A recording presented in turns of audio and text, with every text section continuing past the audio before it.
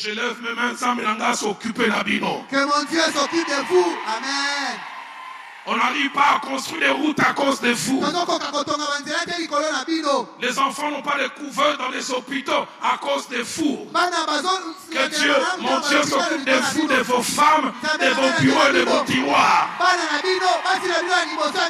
Je fais une prière. Que vos maisons acquises par un vol puissent s'écrouler.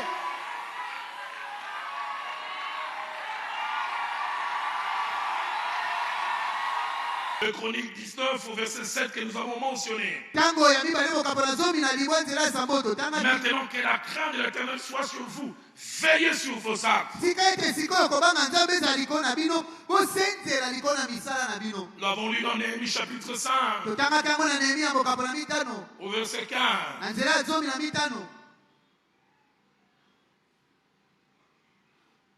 Je suis triste et honteux d'être citoyen de la République démocratique du Congo. Un pays où le vol est accepté. Les petits voleurs du grand marché sont traqués. Qui volent des centimes. Mais les grands voleurs au niveau de l'État, ils vivent calmement.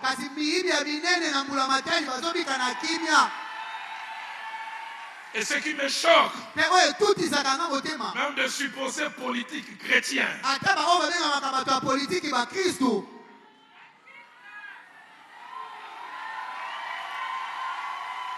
le pays de la surfacturation. Telle route, on doit faire à 1 million. À Tabaïbaka, 7 millions. Même si on volait, on va dire comme 7 millions. Un jour, je parle avec un politique. Et les gens en responsabilité, il me parlait d'un frère en Christ que j'ai connu. Je ne sais pas si le pasteur Ken se souvient de ces jours, il dit plusieurs sont chrétiens jusqu'à devant l'argent. Il relate les gens de relations qu'ils avaient, comment ils faisaient certaines choses attachées à sa famille. Telle route a réflexionné, les vrais prix c'est 5 millions. Les chrétiens nés de nouveau parleurs en langue, il vient présenter 25 millions.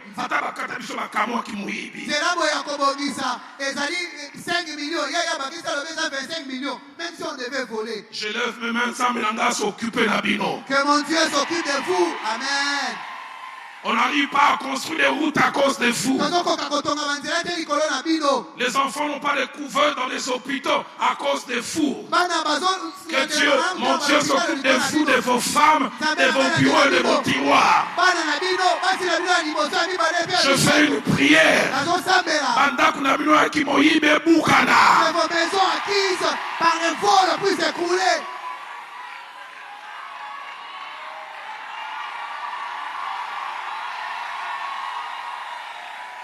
L'érosion est là, que les érosions surgissent, même là où il n'y en avait pas.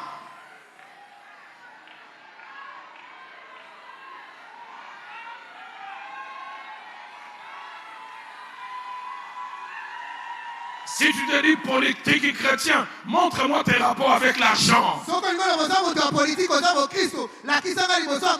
ne sais pas lesquelles obédiences religieuses il était. Regardons-nous de Papa Kassavubu. Qui, quand il revenait de mission, il pouvait remettre le surplus. Le pays des voleurs.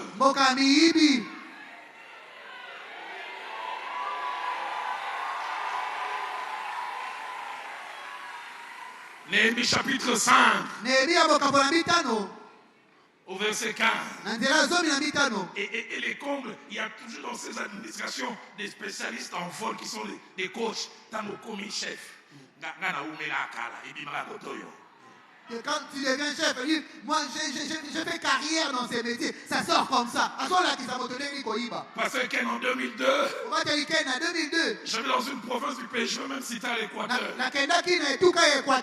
Pour la première fois, je rencontre un officier militaire. Alors qu'on est en train de faire des promotions, il vient me voir au bureau, papa. 100 000 pour la promotion. Parce qu'il semble qu'il fallait avoir un grade pour s'occuper de tout ce qui est informatique et gérer les nombres de militaires. Il semble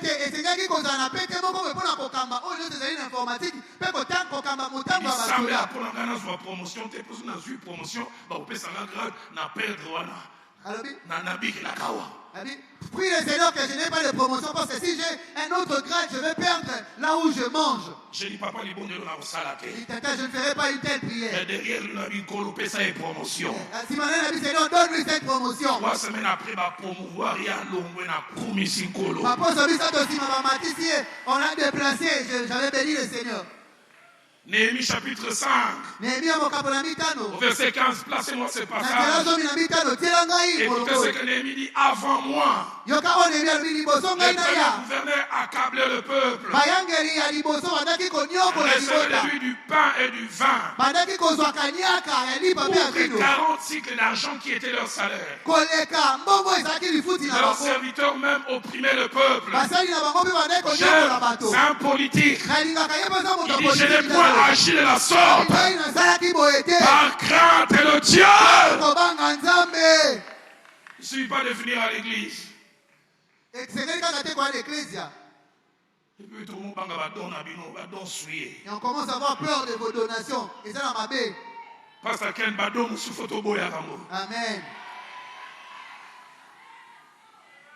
Je ne peux agir ainsi parce que je craignais Dieu. La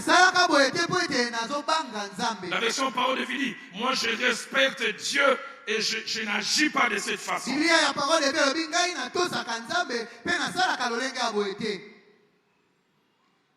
Proverbe 16 au verset 16. Nous avons lu par la crainte de Dieu, on se détourne du mal. Proverbe 3 au verset 7e. La Bible dit, crains l'Éternel et détourne-toi du mal. Dans Philippiens 4, 12 à 13, je sais vivre dans l'abondance et je sais vivre dans la disette. Il dit, j'ai appris à avoir faim. J'ai appris aussi à vivre dans l'abondance. Celui qui désire ardemment la présence de Dieu a les rapports qu'il faut avec le bien matériel. Je peux paraître vieux jeu. Le lucre n'est pas ma poursuite. Jamais. Il y a quelques semaines, j'étais en Europe, un jeune pasteur vient me voir, il dit, pasteur, on a un carré minier. Pasteur Ken, je ne sais pas ce que c'est un carré minier. Christian, peut-être qu'il y a un carré minier. Je ne sais pas ce que c'est. Je suis un jour en train de prêcher chez pasteur Freddy Molenga. Un jeune pasteur entre dans mon bureau, dit, Papa Dalo, Fungolanga, il porte, je ne vais pas citer le nom.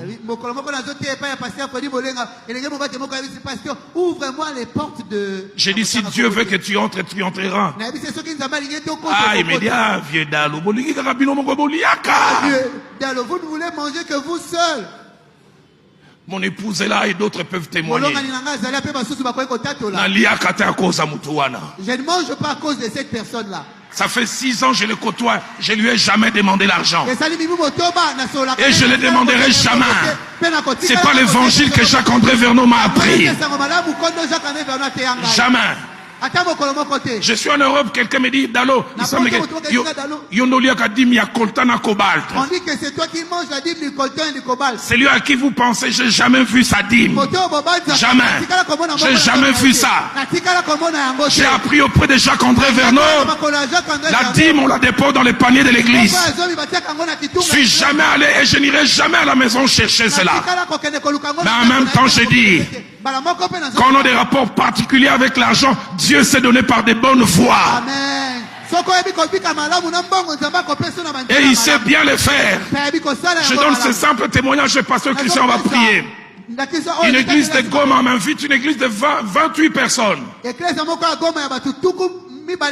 En m'invitant, il dit, pasteur, il parle que tu prêches que dans les grandes églises, viens.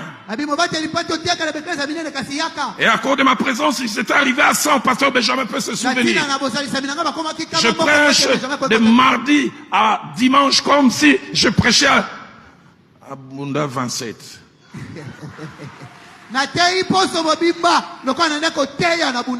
Les derniers jours, il me donne une offrande de $80. Il me dit, depuis que l'église existe, c'est la plus grande offrande que l'on donne. Je prends ça, je dis, Seigneur, je vais consommer. Parce que je vais vers l'aéroport, Dieu me dit, tu as fait ma joie, je vais te payer.